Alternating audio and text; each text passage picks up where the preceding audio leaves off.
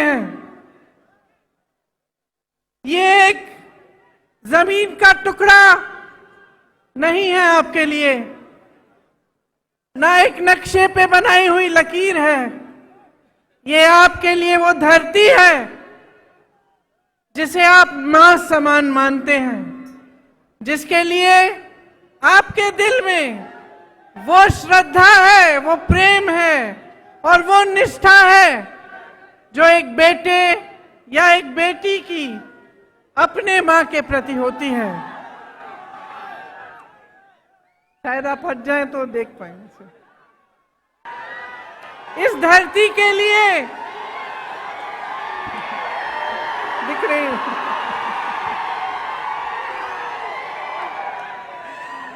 इस धरती के लिए सैकड़ों लोगों ने कुर्बानी दी। वीर श्रीकांताचार्य और सैकड़ों अमरवीरों ने तेलंगाना के लिए एक सपना देखा था और उस सपने के लिए उन्होंने अपना जीवन दिया। मित्रुलारा कोशिश करूंगी। तेलंगाना विद्यार्थी అమరవీరులు ఏ ఆకాంక్షల కోసం ఆత్మ బలిదానాలు చేసుకున్నారు। ठीक बोला? उनकी क्या इच्छा थी, उनकी क्या आशा थी? उनकी इच्छा थी, उनकी लड़ाई थी कि यहाँ के युवाओं के लिए रोजगार बने, कि आने वाली पीढ़ियों को अपना पूरा हक मिले, उनके साथ ज्यादती न हो। किसानों के लिए उन्होंने ये सपना देखा था कि उनको पानी मिले, फसलों का सही दाम मिले, कर्ज का बोझ न उठाना पड़े। अपनी बहनों के लिए ये सपना देखा था कि पूरी तरह से उन्हें भी अपना हक मिले और सारी सुविधाएं मिले। वारंगल, रेंगारेड्डी, नलगोंडा, करीमनगर, महबूबनगर जैसे शहर भी हैदराबाद की तरह विकसित हो, उनका नाम भी पूरी देश दुनिया में मशहूर हो। ये शहीद जिन्होंने तेलंगाना के लिए अपना जीवन दिया, ये चाहते थे कि बाबा साहेब अम्बेडकर, महात्मा फूले जी, कोमरम भीम जी का जो सपना है वो साकार हो, सबको सामाजिक न्याय मिले, सबको समान हक मिले। पूरे तेलंगाना का यही नारा था, नीरू निधनु नियमकालू। पानी, फंड्स और रोजगार, यही आप सबका नारा था। इसके लिए सैकड़ों कुर्बानियां दी गई। किसान, युवा, महिलाएं, दलित, आदिवासी सब आंदोलन के नायक थे। यहाँ की बेटियां इस आंदोलन के नायक थे। ऐसा कोई एक नेता नहीं था जिसने इस आंदोलन को आगे बढ़ाया। ये आपका आंदोलन था, तेलंगाना की धरती के बेटे और बेटियों का आंदोलन था। उन्होंने कुर्बानियां दी, उन्होंने आंदोलन किया और इन कुर्बानियों की वजह से आज हम तेलंगाना प्रदेश में खड़े हैं। आप तो जानते ही होंगे, मेरे परिवार ने भी कई कुर्बानियां दी इस देश के लिए। इंदिरा भी शहीद हुई। मिट्टी के लिए कुर्बान होने का मतलब क्या होता है, ये मैं जानती हूं, मेरा परिवार जानता है और समझता है। जब हम सब कहते हैं कि किसी शहीद की कुर्बानी व्यर्थ नहीं होनी चाहिए, तो इसका मतलब क्या होता है, मेरे परिवार के सदस्य जानते हैं। और यहां तेलंगाना में एक एक पुरुष, एक एक महिला जानती है, क्योंकि आप में से हजारों लोगों ने यही कुर्बानी दी अपने प्रदेश के लिए और अपने देश के लिए। कुर्बानियां एक विचार के लिए दी जाती हैं। दिल में जो इंसान जिस चीज में विश्वास करता है, जिसके लिए लड़ता है, उसके लिए कुर्बानी दी जाती है। जब सैकड़ों युवाओं ने तेलंगाना के लिए कुर्बानी दी, तो मेरी मां सोनिया जी ने गहराई से ये समझा कि यहाँ की आवाज क्या है, यहाँ की जनता क्या चाहती है। और मुझे याद है कि एक सरल निर्णय नहीं था, एक तरह से एक मुश्किल निर्णय था, क्योंकि अगर सोनिया जी उस समय सत्ता के बारे में सोचती या अपनी पार्टी के लिए राजनीति के बारे में सोचती तो शायद ये निर्णय नहीं ले पाती।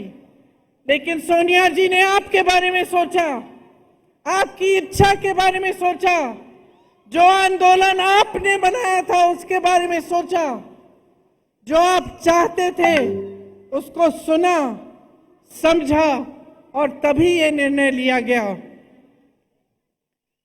तेलंगाना जब बना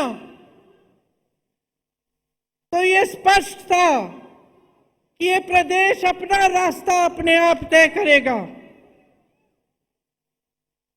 सबकी यही इच्छा थी और आशा थी कि एक मजबूत प्रदेश बनेगा, कि जितनी आशाएं आंदोलन में व्यक्त की गई थी, जितने बलिदान दिए गए थे, उनका आदर होता।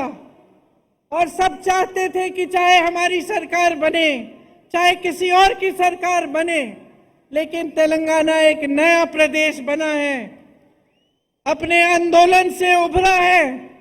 इसमें सब किसान, दलित, आदिवासी, जनता, युवा सब शामिल हुए। तो हम सब चाहते थे कि कैसी भी सरकार आए, चाहे हमारी सरकार भी न हो, लेकिन तेलंगाना के लिए कुछ अच्छा करके जाएगी और कुछ बनाएगी और आपको विकसित बनाने के लिए दिन रात काम करेगी। लेकिन अफसोस की बात है कि जो सपना और जो आपकी इच्छा थी नीरू निदलू नियामकालू की, वो अभी तक पूरी नहीं हुई। आज परिस्थितियां ये है कि सत्ताधारी नेताओं को ही पानी मिल रहा है। सारा फंड सत्ताधारी नेताओं को ही मिल रहा है और सारी जो नौकरियां हैं यहाँ के युवाओं को मिलने के बजाय उनके करीबियों और उनके दोस्तों को मिलती हैं। ये आपका सपना नहीं था। बीआरएस सरकार यहाँ एक शासन चला रही है जिसमें आपके सपने सरकार नहीं हो पा रहे हैं, साकार नहीं हो पा रहे हैं। उनको शायद ये लगता है कि ये प्रदेश उनकी जागीर है और वे इसके नए जागीरदार हैं। लेकिन इसके लिए आप नहीं लड़े, इसके लिए आपके बहनों, आपकी भाइयों ने बलिदान नहीं दिया, इसके लिए आपका आंदोलन नहीं चला। आपका आंदोलन इसलिए चला कि आपको अपना पूरा हक मिले, कि जितने रोजगार बन रहे हैं वो यहाँ के युवाओं और युवतियों को मिले। और इसीलिए जब बीआरएस की सरकार ने कहा कि वो आपको कर्ज मुक्त करना चाहती है और ये वादा दिया, 2.5 लाख किसानों पर आज भी 1.5 लाख रुपए का कर्ज है। 2.5 लाख किसानों पर, एक एक किसान पर कर्ज है और आपको अभी तक कर्ज मुक्त नहीं किया है, अपना वादा पूरा नहीं किया। 8,000 किसानों ने 2014 से लेकर आज तक आत्महत्या कर डाली।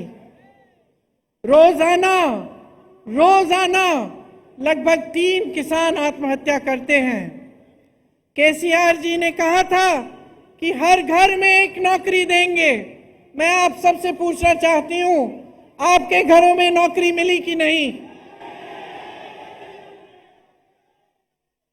नहीं मिली। नहीं, यहाँ के हाल में यहाँ के 40 लाख युवा बेरोजगार हैं। 2018 में इन्होंने कहा था कि हर महीने 3,000 रुपए बेरोजगारी का भत्ता मिलेगा। आपको मिल रहा है ये भत्ता? अगर भत्ता देते तो एक युवा को आज 1.5 लाख से ज्यादा रुपए मिलते। क्या मिल रहे हैं आपको? क्या मिले आपको? 2 लाख नौकरियों के पद खाली पड़े हैं, सरकार में भरे नहीं गए हैं, आपको नहीं दिए गए। भर्तियों का खाल देखिए, टीपीएससी का पेपर लीक हो गया, कोई एक्शन लिया इन्होंने? किसी पे कार्रवाई हुई? जिन बच्चों ने मेहनत से पढ़ाई की थी, जिनके माता पिता ने अपनी मेहनत और ईमानदारी की कमाई से उनकी फीस दी थी ट्यूशन के लिए, उनकी कोई मदद, कोई सहायता हुई? तो पिछले 9 सालों में 12 स्टेट यूनिवर्सिटीज में एक भी भर्ती नहीं हुई है। सोचिए आप, ओस्मानिया जैसी तमाम यूनिवर्सिटीज टीचर्स और फंड की कमी से जुड़ रही हैं। एक भी सरकारी यूनिवर्सिटी नहीं बनाई गई। प्राइवेट यूनिवर्सिटी जरूर बनाई है जिसमें आपको लूटा जाता है और फीस इतनी ज्यादा होती है कि आधी जनता तो उसको दे नहीं पाती। एससी, एसटी, ओबीसी, माइनॉरिटीज के लिए 15 लाख विद्यार्थियों के 4,000 करोड़ दबाकर बैठी है सरकार और कुछ नहीं किया है। भर्तियां नहीं हो रही हैं अध्यापकों की, कोई नौकरियां नहीं मिल रही हैं युवाओं की। तो ये परिस्थितियां हैं आज आपकी। आपको बहुत चीजें कही गई थी, बहुत वादे किए गए थे, लेकिन वो वादे पूरे नहीं किए। आप शायद जानते नहीं होंगे कि बच्चों के स्कूलों में, बच्चों के स्कूल भी कम हो गए हैं। कम बच्चे एनरोल हो रहे हैं पाठशालाओं में और शिक्षा का ही बजट कम कर दिया है। हाँ? आप सोचिए, आप सोचिए,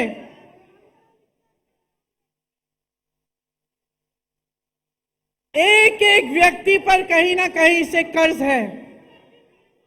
हर व्यक्ति के ऊपर हजारों रुपए का किसी न किसी तरह से कर्ज है। आपका पैसा सारा कहां गया? आपकी संपत्ति कहां गई? जो बड़े बड़े सपने आपको दिखाए थे, जो आपकी आशाएं थी, जिसके लिए आपने आंदोलन किया, अपना एक नया प्रदेश बनाया, उन आशाओं का क्या हुआ? आपको एक ऐसी सरकार मिली जिसने आपके सपने तोड़े। तो अब आपको तय करना पड़ेगा बहनों और भाइयों, कुछ महीनों में यहां पे भी चुनाव आएगा। मैं हर रोज पिछले 2 हफ्तों से कर्नाटका में प्रचार के लिए जा रही हूं। आज आखिरी दिन है।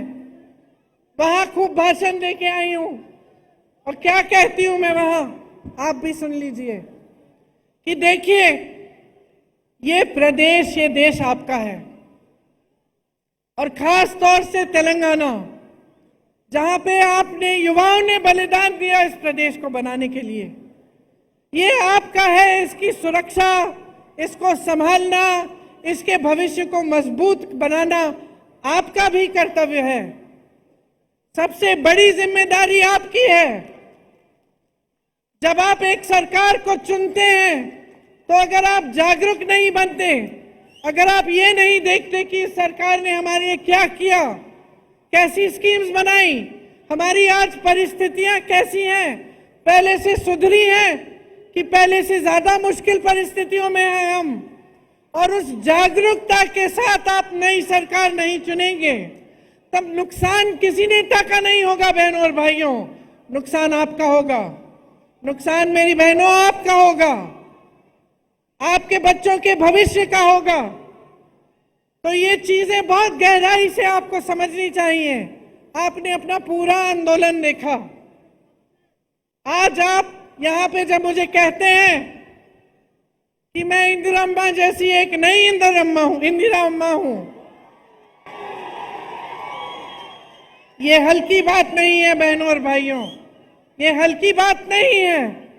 जब आप ऐसे कहते हैं तो मुझे अपनी जिम्मेदारी का एहसास होता है, क्योंकि आप उस महिला को याद कर रहे हैं जो 40 साल से पहले ही गुजर चुकी हैं, शहीद हो गई देश के लिए 1984 में। आज हम 2023 में हैं, लेकिन आप उनको श्रद्धा के साथ, श्रद्धा पूर्वक, प्रेम के साथ याद कर रहे हैं। और आप अभी भी आशा रख रहे हैं कि उनकी तरह कोई आपकी मदद करे, क्योंकि वो एक ईमानदार नेता थी, अपनी देश के लिए समर्पित थी और आपके भविष्य के लिए समर्पित थी। तो जब आप ऐसा कहते हैं तो मेरे मन में एक बहुत बड़ी जिम्मेदारी का एहसास होता है कि आपके सामने खड़े होकर मैं ना झूठे वादे कर सकती हूँ, ना झूठी बातें बता सकती हूँ, और आपके सामने जब मैं खड़ी होती हूँ तो ईमानदारी से मैं सच बोलना चाहती हूँ और मैं यही कहना चाहती हूँ जिसमें आपकी भलाई है। इसीलिए आपने सोनिया अम्मा का नाम भी लिया और आपको मालूम है कि आपके प्रदेश को बनाने में उनकी भूमिका बहुत रही। मैं उनकी बेटी हूँ, यहाँ अगर आपके सामने खड़ी हूँ तो मैं समझती हूँ कि ये निर्णय उन्होंने पूरी जिम्मेदारी से लिया और वे भी आपके लिए आजीवन समर्पित रही। तो अब आपकी भलाई की बात क्या है? आपकी भलाई की बात यह है कि आप एकदम जागरूक बने। आजकल जैसे राजनीति यहाँ चल रही है पूरे देश में कि काम कोई नहीं कर रहा है, दूसरों के काम पर अपना नाम डाला जा रहा है। चुनाव के समय आपकी बातों को करने के बजाय दुनिया भर की बातें चल रही हैं। धर्म के नाम पर, जाति के नाम पर आपको गुमराह किया जाता है, आपके जज्बातों को उभारा जाता है ताकि आपका वोट मिल जाए, सत्ता मिल जाए, और उसके बाद कोई काम करने की जरूरत नहीं है, क्योंकि 5 साल बाद फिर से आपके जज्बातों पर वोट मांगेंगे, अपने काम पर वोट नहीं मांगेंगे, विकास पर वोट नहीं मांगेंगे। ये जो bye bye Modi, bye bye KCR आपने लिखा है,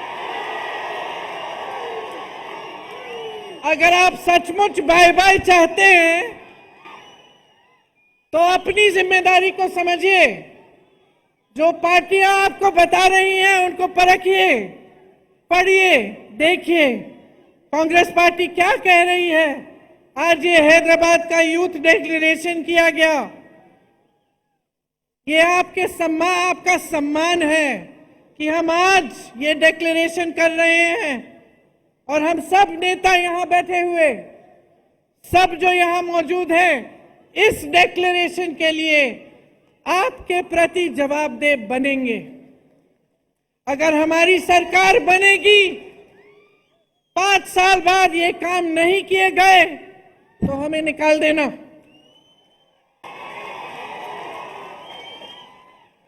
क्योंकि आज अगर हम सब ये इस मंच में बैठे हैं तो आपने बिठाया है और इसका एहसास हम सबके दिलों में होना चाहिए। इस यूथ डिक्लेरेशन में ये कहा हमने कि आंदोलन में शहीदों के परिवारों के लिए एक सदस्य को जरूर सरकारी नौकरी मिलेगी। हम ये भी कह रहे हैं कि शहीदों के माता पिता या उनकी पत्नियों को 25,000 रुपए की मासिक पेंशन दी जाएगी। 2 लाख सरकारी पद जो आज खाली पड़े हैं, इनको 1 साल के अंदर हम भरना चाहते हैं और इसका पूरा प्रयास करेंगे। जो SC, ST, OBC का बैकलॉग है भर्तियों में, इसको हम पूरा करेंगे। भर्ती के लिए हर साल एक जॉब कैलेंडर बनाया जाएगा।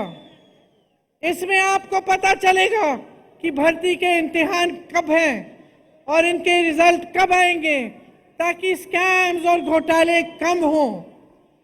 बेरोजगार युवाओं के लिए हर महीने 4,000 रुपए बेरोजगारी भत्ता हम कह रहे हैं देंगे। और ये उस तरह का भत्ता नहीं होगा जो आज तक आपने देखा नहीं है, जो केसीआर जी ने आपको वादा करके बताया था। हम ये निर्णय ले रहे हैं कि आपको मिलेगा, और ये हम पूरा प्रयास करेंगे कि जल्दी से जल्दी अगर सरकार बने तो ये काम शुरू होगा। प्रदेश के 7 जोन्स में एम्प्लॉयमेंट एक्सचेंज बनाना चाहते हैं हम, और हर जिले में, जैसे रेवंत जी ने भी आपको बताया, स्किल डेवलपमेंट सेंटर बनाया जाएगा। तेलंगाना में सरकारी सहायता पाने वाली प्राइवेट कंपनीज की भर्तियों में तेलंगाना के युवाओं को 75% आरक्षण मिलेगा।